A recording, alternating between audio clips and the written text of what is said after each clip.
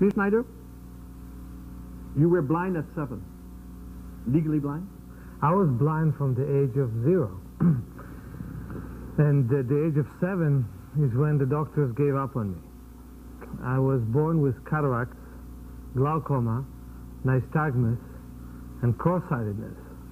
The cataracts were operated by 5 surgeries, and the results of the surgeries were that a major scar tissue was left in my lens area. Unfortunately, in that time, there were a lot of surgeries like this. And I was left with such small bits and pieces of lenses that only 0.75% in this eye of lens area is left, and only 5% of the lens area in this eye is left. And the doctor simply thought that physically there's no way for me to see.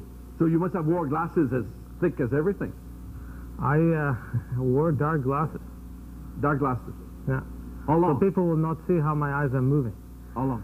Well, I wore them until I was close to 17. And at that point, I was taught eye exercises.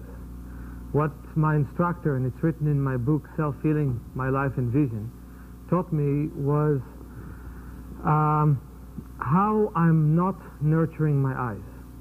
You're not nurturing your eyes. Right. He asked me, do you nurture your eyes? And I said, what do you mean? I learned to ignore them. I learned to read Braille. Yeah. And if I ever looked close to where the Braille is, my teacher would say, lift your head up. You don't see it anyway. Forget it. So my eyes were simply left away. And I started to learn from my instructor that to begin with, I need to nurture my eyes. Okay. You nurtured your eyes, let us say, to such a degree that today you can see me now? Yeah. And you don't need glasses? No. You drive a car? Yeah. And your license does not say this man is 3/4 blind or anything like that? Well, if it would say it about me, it should say it about everybody else that drives. But, but no, it doesn't say it. It doesn't say that. The point is that first of all, I learned that the way for me to nurture my eyes was through relaxing them. And the question was, why do you need to relax if you don't see? And one of the things that I really learned is that you work very hard at not seeing, just like you work very hard at not moving. We all think that if you don't see, you don't do anything. Yes.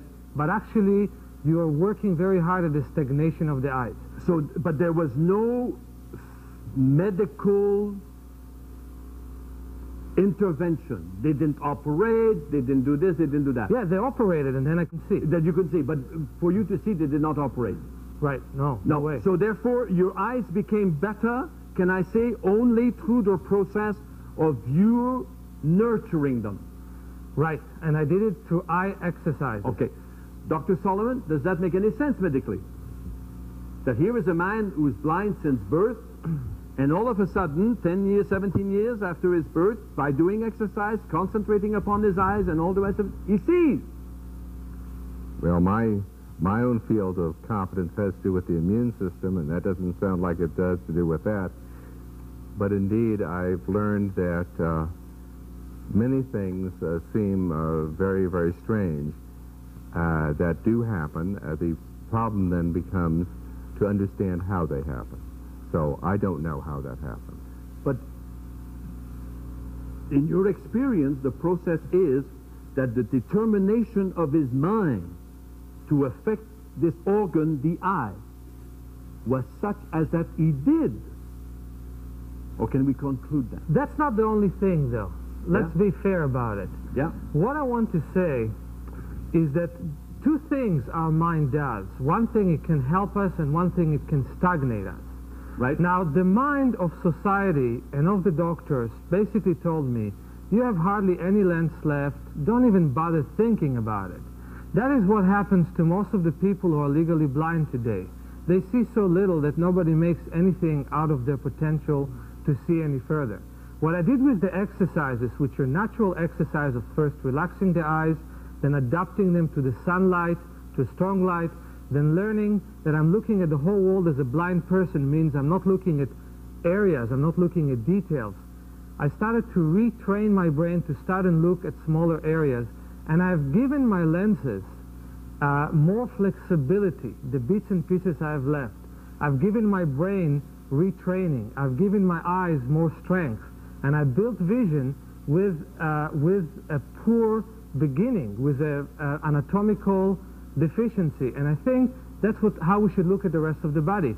Many people completely write off people who are partially paralyzed and make them even more paralyzed than they are by not encouraging them to work what they have to the utmost limit.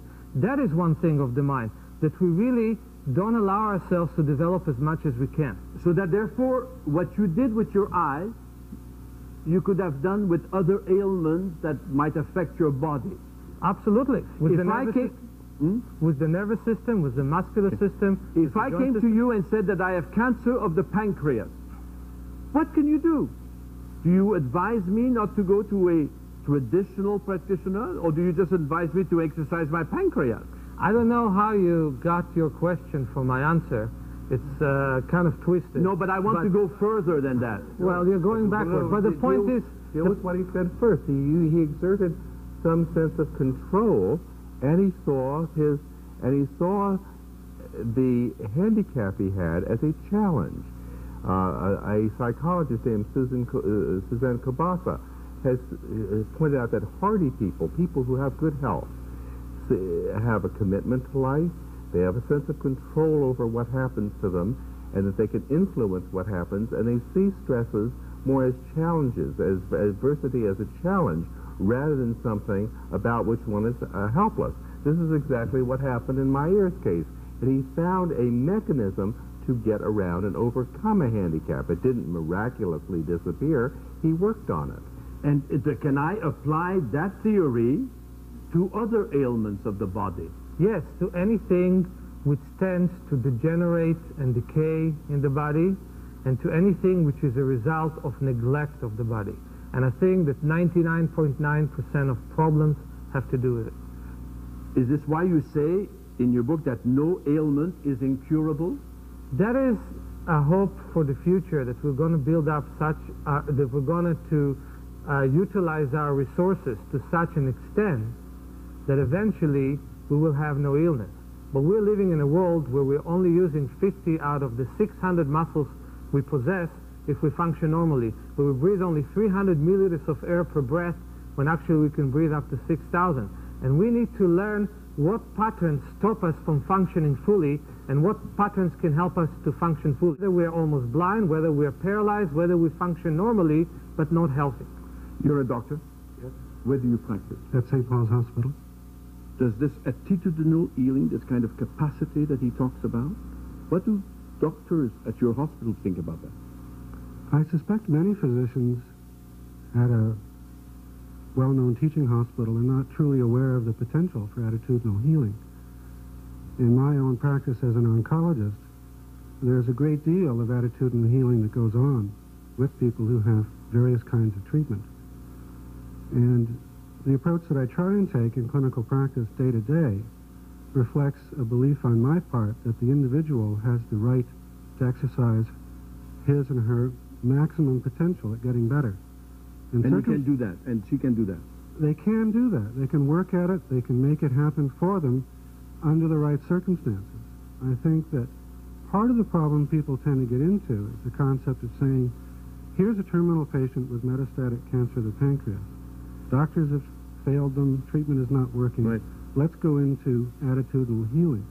And I think that's an inappropriate approach. I think that patients who have what many physicians would call terminal illness actually have an illness that they can work through with attitudinal healing. I think our purposes as physicians is to try and help them by using the methods that we know best. But I don't think we're capable or trained properly to deal with methods that other people are better at utilizing. Thank you. Thank you. And I need to take a break now, and we shall return right after this, so please stay with us.